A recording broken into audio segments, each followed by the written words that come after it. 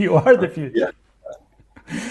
Well, you're in Melbourne and you're Tim Brown and you're a good friend and you are at the CyberCon in Melbourne. I was the first CISO to ever been charged by the SEC. So that happened a couple of years ago. Yeah, I know we've had some conversations over the years, and yeah, I appreciate you as a friend. I value all the work that you do in this world of CISO-ness and contributing back to the community. And I know others do too. And a lot of people have tremendous respect for you. The idea is to be able to take people that are looking to become a CISO or are a CISO at a smaller company and may want to shift to something else, and be able to help build their knowledge, build their base of people that they can go to, build the community around them so that they have folks to ask questions to, build up mentors, and bring that for them to hear something and hear the context, right? To hear the context of us taking 6 months off of development and new features to focus on security and build system.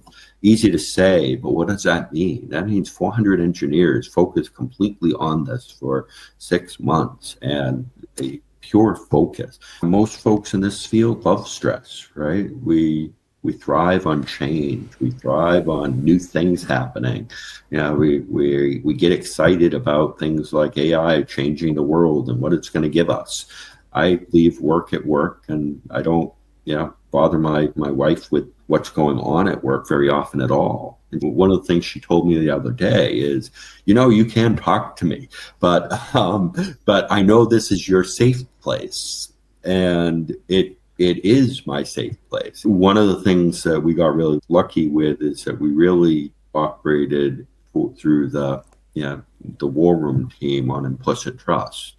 The trust and the relationships that you build before, super important. So we'll talk about that type of context and how really community and how your people and how your culture really drives how you do when you're doing one of these things. It's good to help.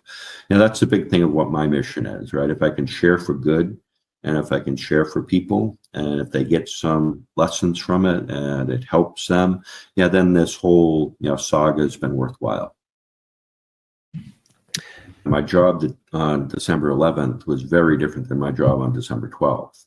I depended on my team for so much, and my team to step up so much, and my team to act independently so much, because I'm getting pulled in 30 different directions.